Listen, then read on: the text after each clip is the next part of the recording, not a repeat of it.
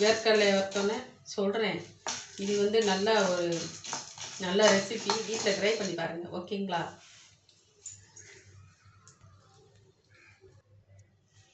அடுத்து எள்ளு 100 கிராம் எள்ளு நல்லா வறுக்கணும்.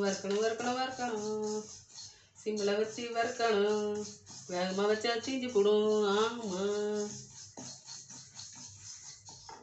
கூடவே 2 பாதாம் போட்டு வறுக்கணும்.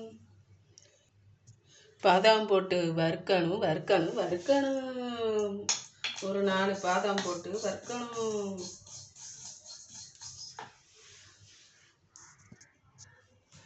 மிக்ஸி சாரில் எல்லாத்தையும் போட்டேன் பாருங்கள். அடுத்து எள்ளு பாதாம் அதையும் போட்டுருவேன். அடுத்து என்ன போட போகிறேன் தெரியுமா? சொல்கிறேன். கருப்பட்டி தான் போட போகிறேன். இதை துண்டாக்கி நல்லா உடச்சி போடணும். அப்புறமா இது பத்தாது, அதனால் கொஞ்சம் நான் வெல்லம் போட்டுக்கிறேன். சரிங்களா? நீங்கள் என்ன வேணாலும் போடலாம், உங்கள் இஷ்டம்தான். ஆனால் சீனி இந்த டிஷ்ஷுக்கு போட்டிங்கன்னா நல்லா இருக்காது. கருப்பட்டி, வெல்லம் இல்லைன்னா நாட்டு சக்கரை. சரிங்களா? இப்போ எல்லாமே போட்டு வச்சிட்டேன். ஆறணும் நல்லா. அந்த போட்ட இன்க்ரீடியன்ட்ஸ்லாம் போட்டு அப்புறம் வெல்லம் எல்லாம் போட்டுட்டேன். அரைச்சிட்டு வந்துடுறேன்.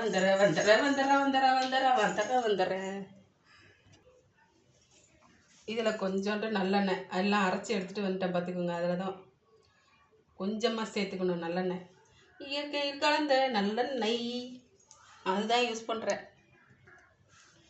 சூடாக இருக்குது, பிடிக்க முடியலையே. கொஞ்சம் உதிருது. லைட்டாக வெந்நி சுடு தண்ணி அதான் ஊற்றணும். அப்போ பச்சை தண்ணியை ஊற்றிடாதீங்க, கெட்டு போயிடும் சீக்கிரமாக. நம்ம வந்து ஒரு வாரம் ஒரு 2 நாள் வச்சு சாப்பிட முடியாது, உடனே கெட்டு போயிடும். அதுதான் கருத்தா உருண்டை. நீ சூப்பராக இருக்க கருத்தா உருண்டை. நல்லா இருக்கு. நான் ஏற்கனவே லாஸ்ட்டாக ஒட்டி இருந்து சாப்பிட்டு பார்த்துட்டேன் கையில். கருப்பாகின்ற மாதிரி கருத்த உருண்டை. சரிங்களா? வீட்டில் ட்ரை பண்ணி பாருங்கள். பாய்.